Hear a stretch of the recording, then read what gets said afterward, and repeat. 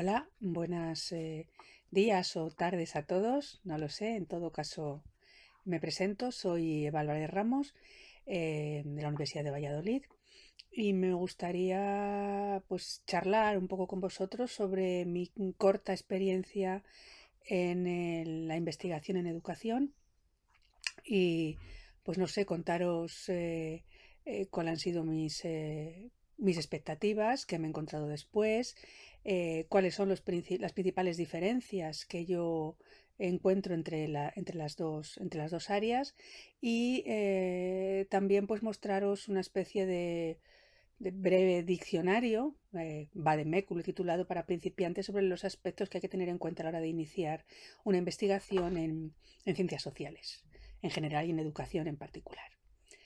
Los que trabajamos en las didácticas específicas nos enfrentamos a la dificultad de tener que aunar dos tipos de conocimiento, ¿no?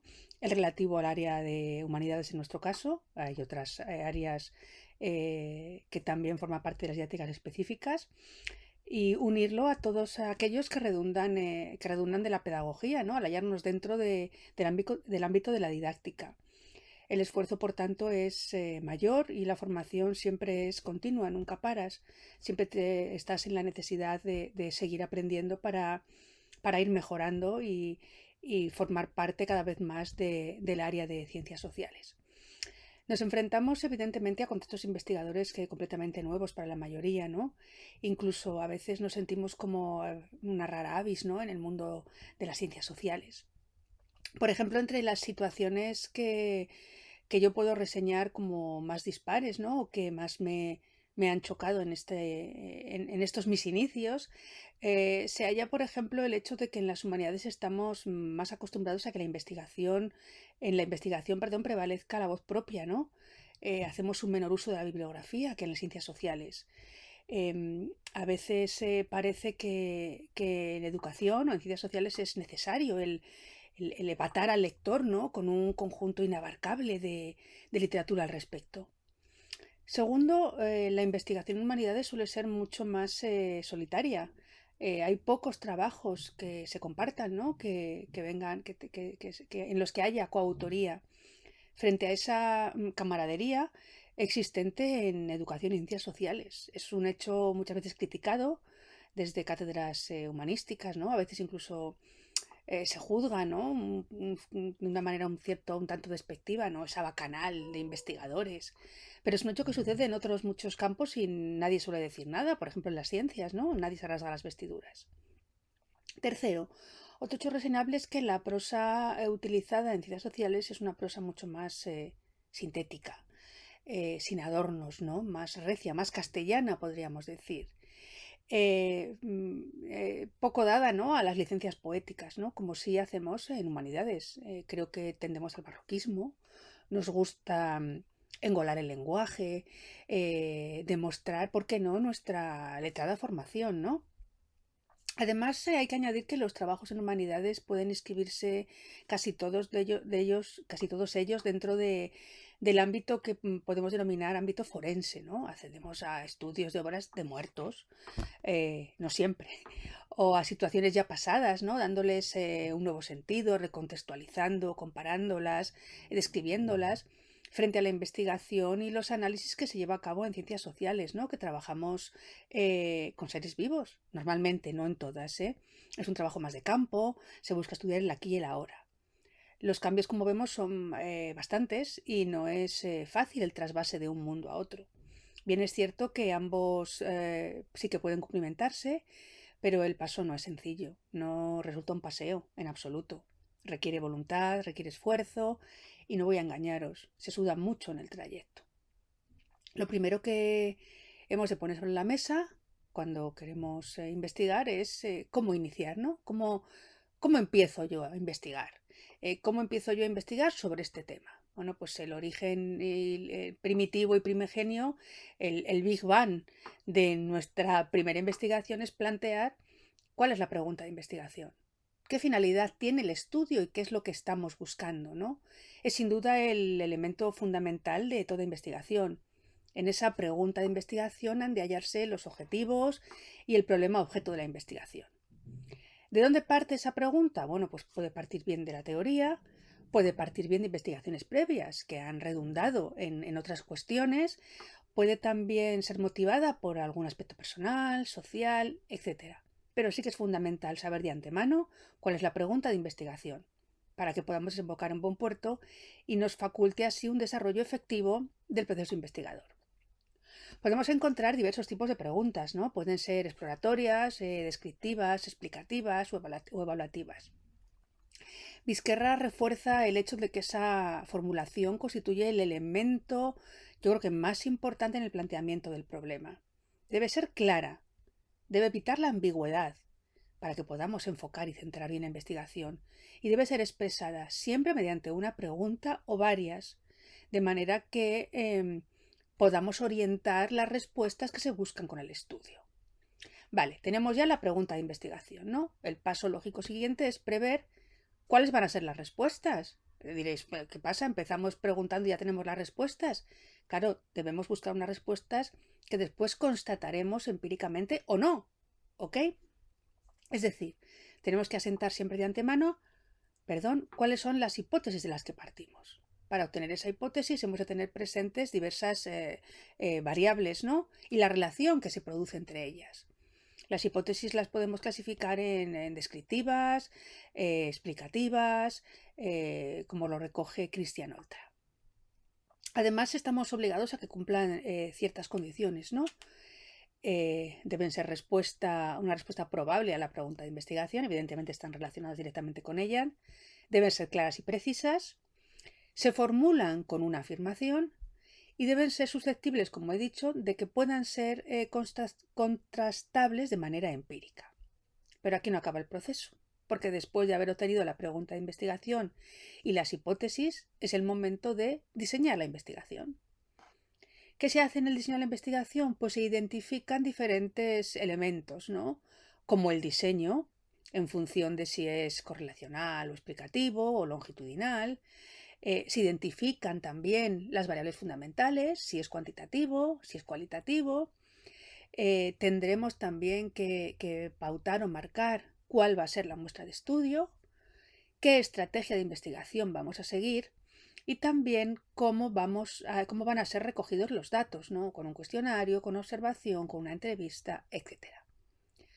No parece excesivamente fácil y de hecho no lo es. Muchas de las investigaciones, y yo en torno a mea culpa porque me ha pasado muchísimas veces, sobre todo aquellas que se realizan al principio, no terminan de cuajar, ¿no? De conseguir al 100% los objetivos planteados por haber llevado a cabo un mal diseño. Es algo que no nos planteamos cuando llegamos al área de las ciencias sociales. Lo normal es que querramos investigar algo, agarremos un folio, escribamos 8 o 10 preguntas, pasemos el cuestionario en clase o donde queramos y ya está. No, investigar va aparejado una parafernalia, una rutina establecida para que esa investigación sea efectiva. No tenemos que agobiarnos, ¿no? Todo es cuestión de tiempo y de pericia que se adquiere, pues como se adquiere todo, a través de la experiencia. Vale, hemos diseñado ya nuestra investigación. Tenemos la pregunta de investigación, tenemos las hipótesis que dan respuesta a la misma. Ahora tenemos la difícil tarea de darle cuerpo, ¿no? Buscar la muestra, establecer el procedimiento, elaborar el instrumento, hablaremos de ello después, decidir cómo vamos a analizar los datos, un quebradero de cabeza todo. Todo ello, evidentemente, para mostrar después, me río pues, por no llorar, los datos obtenidos pues, y las conclusiones pues, para compartir con el resto de la comunidad científica y evidentemente también no vamos a engañarnos por currículum, porque la carrera académica es muy larga y estamos obligados a tener esa doble vía, ¿no? La vía docente y la vía investigadora. Bien. Vizquerra nuevamente y Tomé nos indican cómo vamos a ordenar, ¿no? Esa investigación, cómo vamos a ir actuando en la misma. Lo primero de todo es una revisión literaria y bibliográfica, porque es evidente que para llevar a cabo cualquier investigación tenemos que basarnos en datos teóricos que contribuyan a afianzarla con los datos que extraigamos. Y contextualizarlo, claro, evidentemente. Creo que esta es la parte sin duda más factible para los que venimos de humanidades, puesto que esa revisión teórica es lo que más se aproxima a las investigaciones que hemos llevado a cabo en el campo, por ejemplo, de la literatura, como es mi caso, ¿no? Después hemos de seleccionar el método y el diseño de investigación. Y aquí ya es cuando empieza a complicarse el asunto, si no se había complicado ya con la pregunta y las hipótesis. La elección del tema dependerá de cuál es el objetivo planteado. Y contamos con diferentes métodos, ¿no? Pueden ser descriptivos, pueden ser correlacionales, pueden ser explicativos causales. Evidentemente, reitero que todo ello dependerá de lo que queramos buscar. Una vez seleccionado el método, tal y como indica Tomé, tenemos que tener en cuenta ahora formular hipótesis, seleccionar la muestra, recolectar los datos, analizar los datos. Aquí podría añadir una risa maligna, hablaremos después de este asunto, e interpretar los resultados, elaborar las conclusiones. Aquí entra de nuevo en las conclusiones el aparato teórico anterior, con lo que en esta fase también nos encontramos más sueltos y trabajamos de manera más sencilla porque nos encontramos más en nuestra salsa. Y finalmente la redacción de un informe final en la que puede convertirse en publicación, yo creo que debe, en el que compartimos con la comunidad científica pues, los resultados obtenidos, ¿no? Es aquí también, en esta creación de informe, en esta publicación, donde encontramos una nueva diferencia, una macroestructura ajena completamente a las publicaciones del ámbito de las humanidades. Si vamos a escribir un artículo de investigación, nos daremos cuenta de que tiene que contar obligatoriamente con una introducción, un marco teórico, una metodología en la que se desglose los participantes, el instrumento, el procedimiento, los análisis de datos, los resultados, la discusión y las conclusiones. Y no podemos salirnos de ese guión bajo ningún concepto. Bien, llegados a este punto, debemos seleccionar qué tipo de metodología vamos a emplear para recopilar esos datos y para trabajarlos después. Los datos podemos tratarlos de dos maneras distintas, generales, ¿no? Basándonos en principios cuantitativos que nos permiten examinar nos permiten examinar datos de forma numérica, ¿no? Entran aquí en juego saberes estadísticos, hecho que demuestra que es necesario ese colegueo, esa interacción y esa coautoría en muchos de los trabajos, ¿no? El abordaje de los datos es estadístico y se demuestra bien en aspectos separados de su todo, bien se hace cruce de variables. En todo caso, el análisis cuantitativo es un enfoque tremendamente objetivo, ¿vale?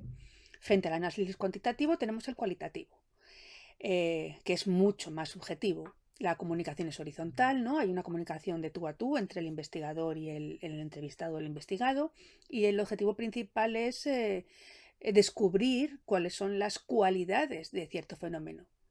No se trata, como bien reafirma Morales, de probar o de medir en qué grado se da una cierta cualidad. No, sino de descubrir tantas cualidades como sea posible.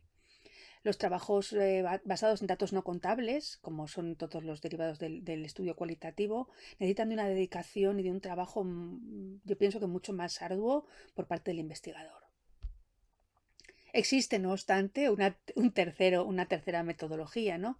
Que es la mixta, la holística, aquella que utiliza tanto datos cuantitativos como datos cualitativos. Es quizás la más criticada por los investigadores, ¿no? Porque parece que es como a medias y que no engloba nada. Pero en muchas ocasiones ambos procesos contribuyen a aportar los datos necesarios para que la investigación sea efectiva. Vale. Pasamos ahora a otro punto, cómo recoger los datos. Las técnicas más comunes de investigación educativa se encuentran en el diario, la entrevista, el vídeo, la fotografía, registros anecdóticos, notas de campo, análisis de documentos, la observación en el aula, cuestionarios. Es decir, tenemos un montón de técnicas a la hora de recoger los datos. Hemos seleccionado aquí los 4 más comunes por el tiempo que tenemos y porque tampoco es momento de desarrollar todas y cada uno de los sistemas de recogida de datos que existen.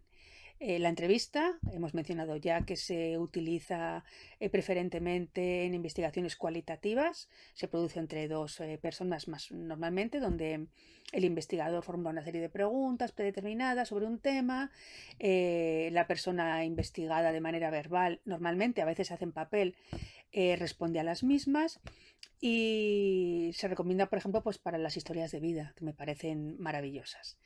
Sí que es cierto que muchas entrevistas se pueden realizar mediante un papel, pero que es mucho mejor hacerlas de manera oral, porque según vas llevando a cabo ese diálogo, esa conversación con el entrevistado, con el investigado, pueden surgir otros muchos temas susceptibles de ser añadidos, y ahí está el investigador para poder ir tirando del hilo. Frente a esa situación más fría, de si hacen papel, en las preguntas quedan cerradas, ya no hay oportunidad, bueno, habría, volviendo a ponerse en contacto con el investigado, de recopilar una mayor información, ¿no?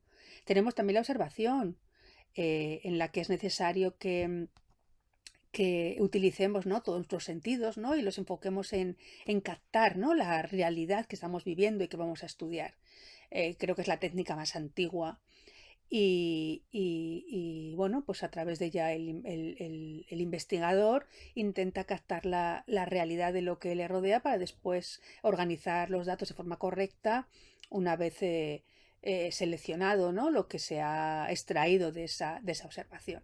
Tenemos también o contamos también con sesiones de grupo en las que también se llevan a cabo investigaciones cualitativas, pero en este caso ya no tenemos, aunque la conversación sigue siendo horizontal, ya no tenemos un investigador y un investigado, sino hay un investigador y podemos juntar a 7, 8 o 9 personas. Y finalmente el cuestionario, que creo que es el método de recogida por excelencia, ya que se obtiene mediante unas preguntas dirigidas a una muestra concreta. eh, mm, mm, podemos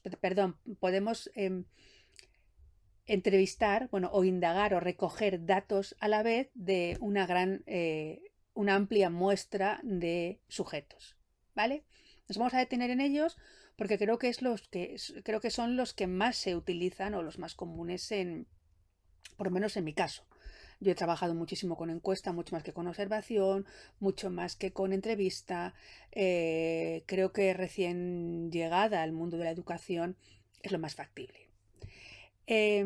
Permite, como he dicho, elaborar y extraer datos de manera rápida y eficaz, ¿no? Y posee además ventajas como la posibilidad de aplicaciones masivas, la obtención de información sobre un amplio abanico de cuestiones a la vez.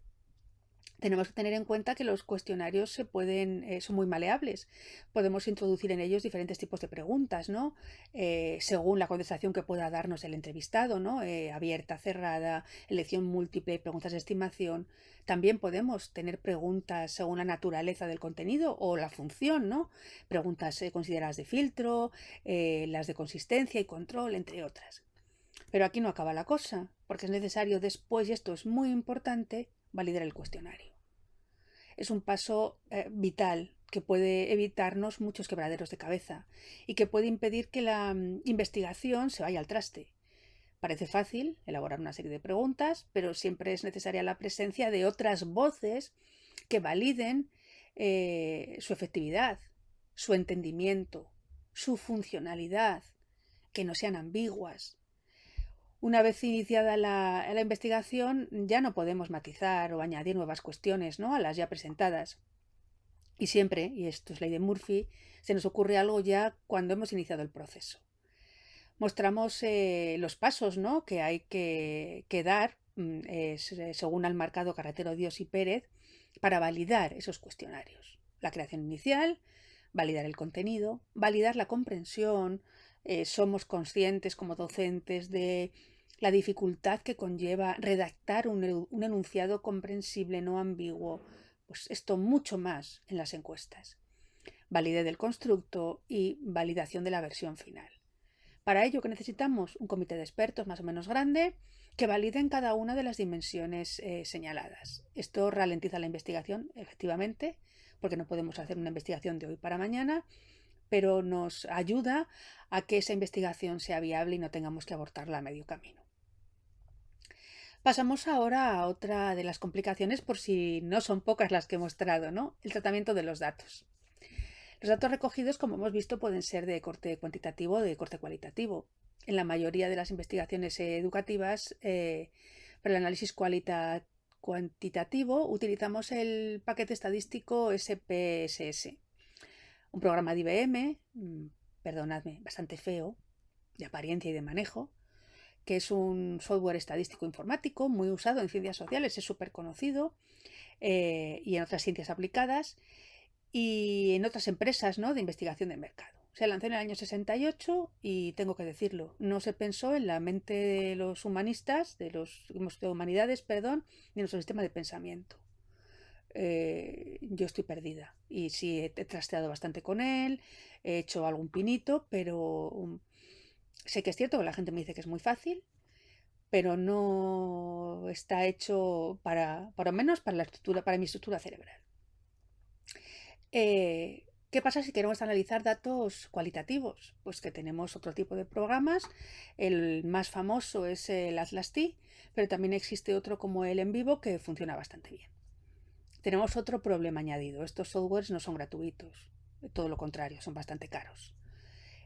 Más ahora que el mercado tecnológico ha optado no por venderte el programa o el software como hacía antes, sino por venderte la licencia por un año. Luego hay que irlo pagando constantemente.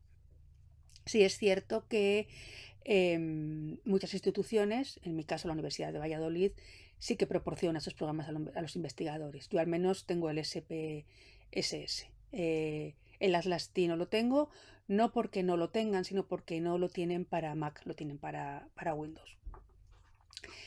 ¿Qué sucede con el tratamiento de los datos y con el manejo de estos programas? Que volvemos otra vez a esa necesidad de la presencia de un estadístico que sea ya no solo el que maneje los programas, porque bueno, a fin de cuentas puedes hacerte con ellos, pero sí el que elabore las fórmulas necesarias para poder llevar a cabo esa investigación. Este hecho pone otra vez de nuevo, aunque sea pesada, esa necesidad de coautoría en las investigaciones del área. Y llegados a este punto hay que ser valientes, si queda alguno presente al otro lado de la pantalla. También hay que ser sinceros y reconocer que la situación de los que provenimos de humanidades no es nada halagüeña. Es necesaria una adaptación, nada sencilla, que nos permita asumir contenidos más propios de las ciencias sociales. Hemos de ser respetuosos con el tratamiento de los datos, mantener la perspectiva y la objetividad de las investigaciones que nos proponemos. El código deontológico del investigador debe ser tenido en cuenta y respetado a rajatabla. Hemos asimismo de intentar evitar esa frustración inicial, ¿no?, que puede cortarnos las alas y mantenernos inmóviles y alejados del mundo de la investigación. Hay docentes a los que no les interesa este tipo de investigación. Por experiencia puedo decir, para dejar algo de esperanza al público, que aunque el camino sea dificultoso, yo todavía estoy empapándome de los saberes y de las herramientas investigadoras, siempre me he encontrado, ¿no?, con manos amigas que me han allanado el camino, ¿no?, y que me han ayudado en este proceso. La didáctica de lengua tenemos que tener en cuenta que es un área emergente, donde hay cabida para todos aquellos docentes interesados en investigar y contribuir al desarrollo de la misma. Bueno, pues quiero finalizar simplemente con una breve bibliografía que recoge parte, pero sí las principales, no todas, pero sí las principales obras utilizadas para la realización de esta comunicación. Espero haber mostrado, aunque sea un poco por encima, el panorama de la investigación en educación, ¿no?, ese vademecum que yo reseñaba al principio y esos pasos obligatorios, ¿no?, que hay que dar para llegar así, ¿no?, y esos conocimientos que hay que adquirir sí o sí, si realmente queremos investigar en el área. Os animo desde aquí a todos los participantes en este evento a que optéis por el camino investigador, porque realmente es interesantísimo, y que lo hagamos desde la objetividad y el respeto, ¿no? Os animo, sabéis que estoy aquí para lo que haga falta, aunque ya sabéis que no soy una experta. Y bueno, pues eso es todo y hasta pronto. Hasta luego.